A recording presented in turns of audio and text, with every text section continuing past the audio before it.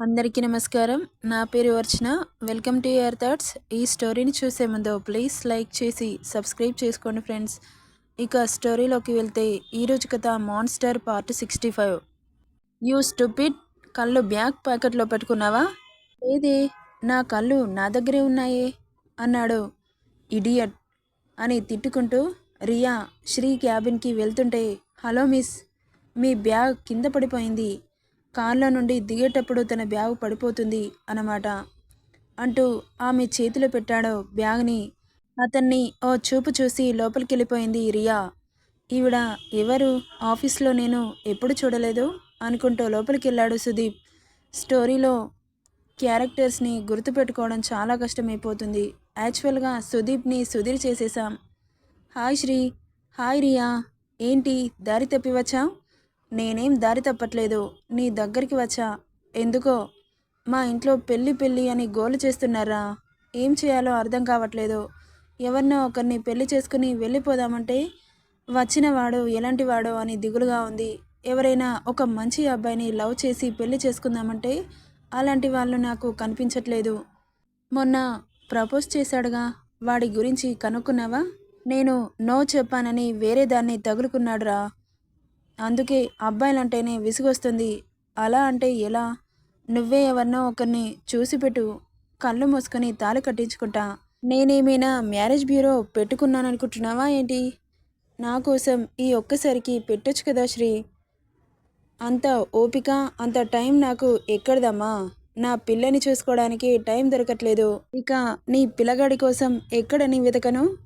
అప్పుడే may I come in sir అన్న voice వినిపించగానే తల తిప్పి చూశాడు. ఎదురుగా ఉన్న సుదీప్ని చూసి కమ్ అన్నాడు. సార్, మీరు ఇచ్చిన వర్క్ ఫినిష్ అయింది. ఎలా చేశానో చెక్ చేస్తే రెగ్యులర్గా ఆఫీస్కి వచ్చేస్తాను సార్ అంటూ అతని చేతిలో ఉన్న ఫైల్ని శ్రీ చేతిలో పెట్టాడు సుదీప్. ఈవిడ గారేంటి సార్ ఛాంబర్లో ఉంది అనుకుంటున్నాడు సుదీప్. ఇతనేంటి కొత్తగా కనిపిస్తున్నాడు ఆఫీస్లో అనుకుంటుంది రియా.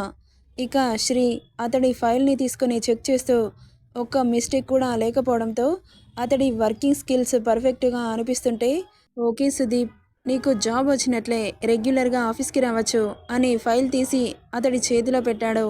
థ్యాంక్ యూ సార్ అని చెప్పి అక్క నుండి వెళ్ళిపోయాడు సుదీప్. శ్రీ మాత్రం వెళ్తున్న సుదీప్ని చూస్తూ ఉండిపోయాడు. ఏమైంది శ్రీ, అలా చూస్తున్నావు అంటున్న ఆమె మాటలకి, ఏం లేదు రియా, నీకు మ్యాచ్ చూడమని చెప్పావు కదా, నాకు తెలిసిన మంచి అబ్బాయి ఉన్నాడు, చూపిస్తాను, ఓకే చెప్పాలి మరి అంటుంటే, నీకు నచ్చితే నాకు నచ్చినట్లే, అటువైపు నువ్వు నచ్చకపోతే నచ్చేలా చేసుకుంటాను. అయితే ఓకే. ఎవరతను? ఇప్పుడే చెప్పను. నో శ్రీ, ఇప్పుడే చెప్పు. ఇంట్లో వాళ్ళు నా ప్రాణం తీసేస్తున్నారు. ఇలా నువ్వు సస్పెన్స్లో పెట్టి మా వాళ్ళకి నన్ను బలి చేయకు. అయితే ఇప్పుడు వచ్చిన అబ్బాయిని చూసావు కదా, ఇప్పుడేంటి? ఆఫీస్లోకి ఎంట్రీ అయ్యేటప్పుడే చూశాను అతన్ని. అవునా? ఎలా? కార్ దిగి లోపలికి వస్తుంటే నాకు డ్యాష్ ఇచ్చాడు, అప్పుడు చూశాను. కానీ ఏంటి శ్రీ, అతను ఎలా ఉన్నాడు? మనిషిలాగే ఉన్నాడు. జోక్ వేయడం ఆపేరియా. నేను సీరియస్గా అడుగుతున్నాను. తను న్యూ జాయినింగ్. ఇంతకుముందు నాకు తెలుసు. అతన్ని చూసినప్పటి నుండి తను చాలా బాగా నచ్చాడు. మంచి మెంటాలిటీ, వెరీ టాలెంటెడ్. ఒకసారి సాఫ్ట్ కార్నర్తో అతని చూడు, నీకు డెఫినెట్గా నచ్చుతాడు. ఓకే శ్రీ, నువ్వు చెప్పావు కదా, అతను మంచివాడే అయి ఉంటాడు. నీకోసం ఆలోచించి చెబుతాను. అతని పేరేంటి? సుదీప్. ఓకే.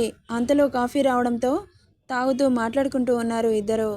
హాయ్ అద్య అంటున్నా వినిపించుకోకుండా అక్కడి నుండి లోపలికి వెళ్ళిపోతుంటే ఆమె చేయి పట్టి వెనక్కి గుంజాడు ఆర్య. ఏంటి, ఎంత వద్దంటున్నా ఎందుకు ఇలా వెంటపడుతున్నావు అని అరుస్తున్న ఆద్యని ఉష్ అంటూ నోటిపై వేలు పెట్టి ఆమె చెయ్యి పట్టుకొని తీసుకెళ్తుంటే, ఎక్కడికి తీసుకెళ్తున్నావు అని అతని చేతిలో నుండి విడిపించుకోవడానికి ట్రై చేస్తూ ఉంది. నీకే చెబితే అర్థం కావట్లేదా? ఆర్య, ఎక్కడికి తీసుకెళ్తున్నావు అంటూ చేతిని విసిరి కొట్టింది. ఎవరు లేని ప్లేస్కి తీసుకొచ్చి ఆమెను గట్టిగా హత్తుకుంటూ నుదుటిపై ముద్దు పెట్టి, I love you Aadya, love you so much. నా ప్రేమని గెలిపించుకోవడానికి ఏం చేయమంటావో చెప్పు. మీ అన్నయ్యతో మాట్లాడడానికి నేను రెడీగా ఉన్నాను. వెళ్ళి మాట్లాడమంటావా? ప్లీజ్ ఆద్య, నాకు నో అని మాత్రం చెప్పకు. నాకు నువ్వు కావాలి. నువ్వు లేకుండా నేను ఉండలేను. చెప్పింది అర్థం చేసుకో ప్లీజ్ అంటున్న అతడి మాటలకి నువ్వేం మాట్లాడుతున్నావో అర్థమవుతుందా ఆర్య? నన్ను ప్రేమిస్తే మా అన్నయ్య నిన్ను చంపిస్తాడ్రా. నా వల్ల నీకేదైనా అయితే నేను తట్టుకోలేను. చంపినా పర్వాలేదు, నీకోసం చచ్చిపోవడానికి రెడీగా ఉన్నాను. కానీ ఇలా నిన్ను చూస్తూ దూరంగా బ్రతకడం మాత్రం నా వల్ల కాదు. అప్పుడు నేను చచ్చినా బ్రతికినా ఒకటే అవుతుంది. ప్లీజ్ ఓకే చెప్పవే. నువ్వు ఓకే చెబితే నేను ఏం చేయడానికైనా సిద్ధంగా ఉన్నాను. నువ్వే నన్ను దూరం పెడితే నేను ఎవరిని ఎదిరించలేను. చెప్పు ఆద్య, యూ లవ్ మీ అంటుంటే ఏం చెప్పకుండా అక్కడి నుండి వెళ్ళిపోతుంటే, ఆద్య నేను రేపు యుఎస్ వెళ్ళిపోతున్నాను. నువ్వు రేపటి వరకు నాకు ఓకే చెప్పు, లేదంటే నీకు శాశ్వతంగా దూరం వెళ్ళిపోతాను అని గట్టిగా అరిచాడు. రేపు యుఎస్ వెళ్ళిపోతాను అనగానే అక్కడే ఆగి వెనక్కి తిరిగి చూసింది. ఆర్య పెదవుల్లో చిన్నగా నవ్వు వచ్చి చేరింది. అతని దగ్గరికి ఒక్కో అడుగు వేసుకుంటూ వెళ్ళి ఏదో చెప్పడానికి ట్రై చేస్తుండగా ఆద్య అన్న పిలుపు వినిపించగానే టక్కున వెనక్కి తిరిగి చూసింది. కమ్ అంటూ పిలిచాడు శ్రీ. ముందున్న ఆర్యని చూశాడా అని కంగారుగా తల తిప్పి చూసింది. అక్కడ ఆర్య కనిపించలేదు. అమ్మయ్య అని గుండెల మీద చెయ్యి వేసుకుని శ్రీ వైపు నడిచింది. ఎవరి కోసం వెయిట్ చేస్తున్నావు? ఎవరూ లేరన్నయ్య, మా ఫ్రెండ్ కలుస్తానని చెబితే అక్కడ నిలబడ్డాను. సరే అయితే వెళ్ళి మాట్లాడతావా? లేదన్నయ్య, తను వెళ్ళిపోయినట్లుంది. మనం ఇంటికి వెళ్ళిపోదాం పదా, ఎక్కు అనగానే ఎక్కి కూర్చుంది. ఇక ఇద్దరు కలిసి ఇంటికి స్టార్ట్ అయ్యారు. ఆర్య చెప్పిన మాటలే గుర్తొస్తున్నాయి ఆద్యకి. రేపు యుఎస్ వెళ్ళిపోతున్నాను అని. అతను వెళ్ళిపోతే ఇక లైఫ్లో కలవడు. తన గురించి అన్నయ్యకు చెబితే ఏం విధ్వంసం సృష్టిస్తాడో అని దిగులుగా కూర్చుంది. ఏమైంది ఆద్య, అలా డల్గా కనిపిస్తున్నావు? ఎనీ ప్రాబ్లం అని కళ్ళు చిన్నవి చేసి అడిగాడు. శ్రీ ఏం లేదన్నయ్య, ఎవ్రీథింగ్ ఈజ్ ఫైన్ అని ఫేక్ స్మైల్ ఇచ్చింది.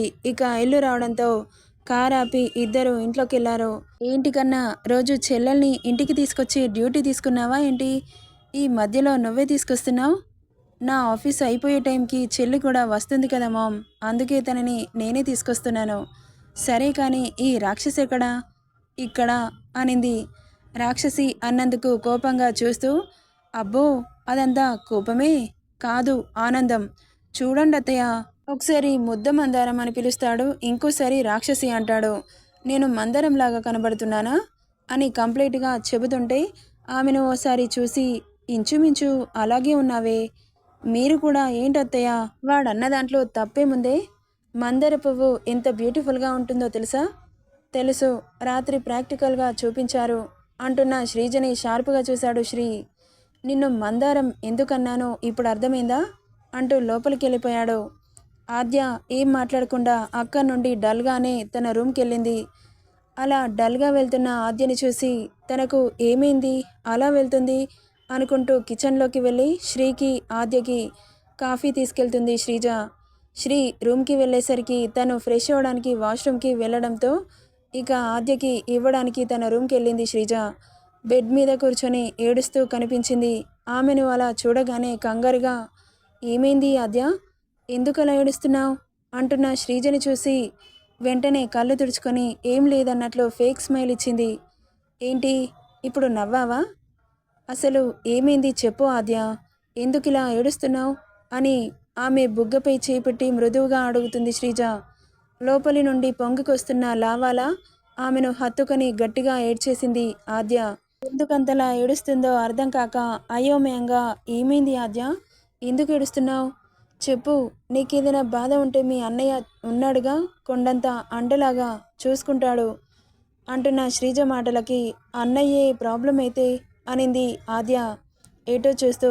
ఆమె ఏమనిందో అర్థం కావడానికి నిమిషం పడితే, అసలు ఏం మాట్లాడుతున్నావు ఆద్య? మీ అన్నయ్య ప్రాబ్లం అవ్వడం ఏంటి? చెప్పు ఆద్య అని భుజం తట్టి ఊపుతుంటే, నేను లవ్ చేస్తున్నాను వదిన. ఇప్పటి వరకు అతడికి కూడా తెలియదు నేను లవ్ చేస్తున్నట్లు. ముందు నీకే చెబుతున్నాను. ఓహ్, మీ అన్నయ్య ఒప్పుకోడని ఇంతలా బాధపడుతున్నావా పిచ్చిపిల్ల? అతనికి అర్థమయ్యేలా నేను చెప్పి ఒప్పిస్తాను కదా, ఎందుకు బాధపడుతున్నావు? అది కాదు వదిన, అతను రేపు యుఎస్ వెళ్ళిపోతున్నాడు. ఇప్పుడు గనక నేను అతనికి ఓకే చెప్పలేకపోతే లైఫ్లో ఎప్పటికీ తనని కలవలేను. అన్నయ్య ఒప్పుకుంటే తప్ప అతడికి ఓకే చెప్పలేను. అంటున్న ఆద్య మాటలకి ఆలోచనలో పడింది శ్రీజ. నెక్స్ట్ ఏం జరుగుతుందో నెక్స్ట్ పార్ట్లో చూద్దాం. ఈ స్టోరీ ఎలా ఉందో కామెంట్ చేయండి friends. Thank you for listening.